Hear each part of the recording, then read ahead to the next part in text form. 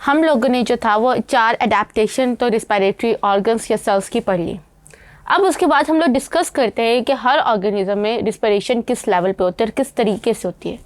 तो सबसे पहले अगर मैं यूनिसेल्युलर की बात करूँ तो यूनिसेल्युलर क्योंकि एक सिंगल सेल होता है और सिंगल सेल का सरफेस एरिया ज़्यादा होता है, इसीलिए ऑक्सीजन एंड कार्बन डाइऑक्साइड इसीलिए जो होती है वो डिफ्यूज़ कर जाती है। सो दैट्स वाई यूनिसेल्युलर का रिस्पिरेटरी सिस्टम ऐसा होता नहीं है, जस्ट एक सेल से डिफ्यूजन होती है एनवायरनमेंट के अंदर। उसके बाद जो दूसरा लेस ऑर्गेनाइज्ड ऑर्गेनिज्म है वो है हाइड्रा। हाइड्रा के अंदर जो रिस्पिरेशन, क्योंकि हाइड्रा आपको पता है कि पानी में रहने वाला डिप्लोप्लास्टिक एनिमल है,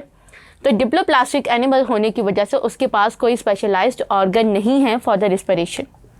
हाइड्रा के अंदर जो होता है वो एक गैस्ट्रोवेस्कुलर कैविटी होती है जिसके अंदर जो होता है वो पानी आता है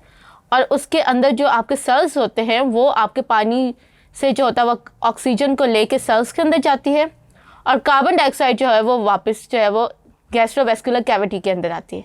बिल्कुल इसी तरह के जो सेल्स इन्वायरमेंट के अंदर प्रेजेंट होते हैं वो इन्वायरमेंट से डायरेक्टली जो होता है वो ऑक्सीजन को एब्जॉर्ब कर रहे होते हैं और कार्बन डाइऑक्साइड को रिलीज कर रहे होते हैं इन्वायरमेंट के अंदर। सो दैट्स वाई हाइड्रा के अंदर जैसे डाइजेशन का कोई प्रॉपर प्रोसेस नहीं होता,